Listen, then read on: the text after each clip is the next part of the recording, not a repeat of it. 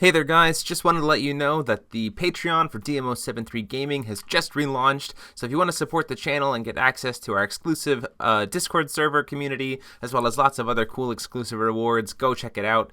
There's a link on the screen right now, that's patreon.com/DM073. And with that out of the way, enjoy the video.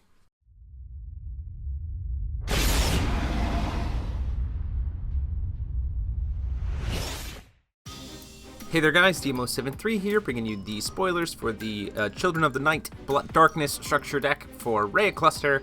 Let's just go ahead and dig right in. This is going to be interesting. So we have Reia, the fourth daughter of the Mikage, who for some reason looks a lot like Zero and even has this crazy owl, but we don't know any much about that. She's a vampire, judgments for 3, as the other ones have as well, energizes for black. And at the beginning of the game, she starts with a mystery counter on her, and then you can tap and put a mystery counter on her as well. And then she's got a seal item, which we don't know what it does. She flips over into Reia, fourth daughter of the Mikage. 12-12 with flying. That's insane stat lines for a J-Ruler. When it enters your field, she gains 3 mystery counters, and you can tap and remove a mystery counter from her to destroy target resonator. Think about that for a second. So you flip her over, she's a 12-12, she has summoning sickness, that's fine. Then on your opponent's turn, you can just tap and remove one of those mystery counters for free to kill something. That alone makes her very much of a threat. I'm very interested to see, and with no hard J-Ruler hate right now, as well as the fact that she has an amazingly high stat line, so it's going to be very hard to kill her right off the bat, is awesome. And she's flying, which is crazy. So I think of the structure deck rulers, her and Kirik are probably the best ones so far. Best ones in general. Her stone is Stone from the Dark Castle. Treated as a Darkness Magic Stone, produces black, and gives her a mystery counter. So right there, fueling up more of her abilities. Now her first super rare is Arrahman, Malicious Eye in the Dark. We saw him at Book of Hope, but he's back. So he's a 2-drop 6/6. When he's put into the graveyard from your field, you load a mystery counter up. Not too bad for the structure deck. It dies, helps fuel up Reia so that she can be used later.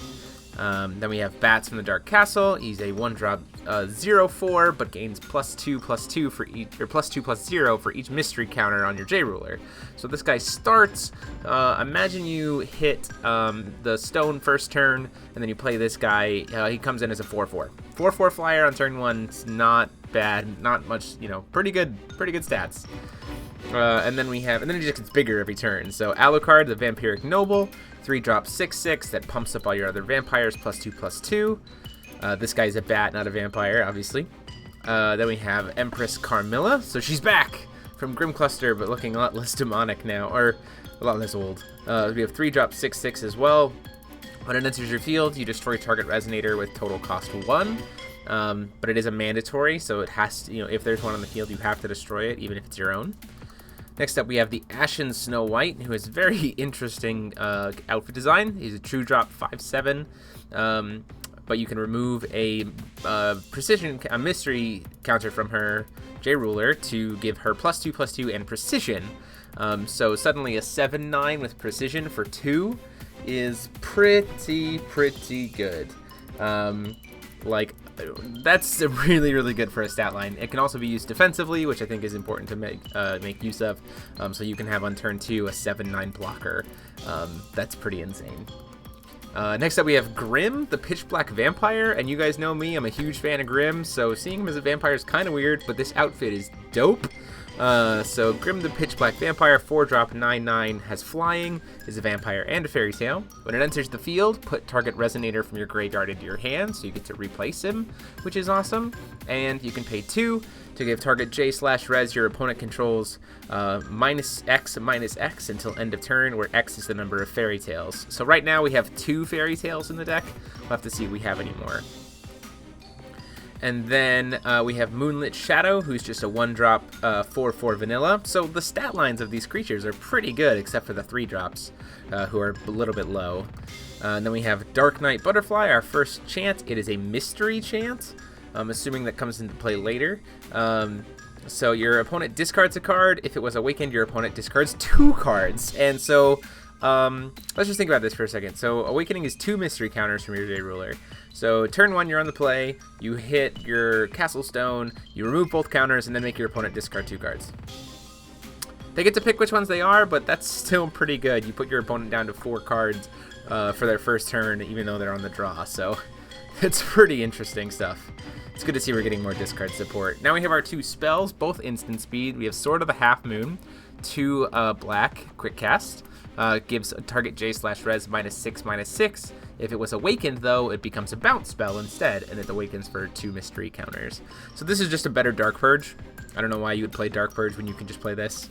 Yeah, so this just replaces it. And then we have Sword of the New Moon, lastly, who is a 1-drop spell with just says destroy target resonator with total cost 1 or less, or if it's awakened, total cost 4 or less, and its awakening is only 1 mystery counter. So right off the bat, you can cast this turn 1 with Reia, provided you hit a black source, and this is in your hand. You can just kill anything pretty much that gets played on turn 1, which I think is a very, very, very strong tool for black.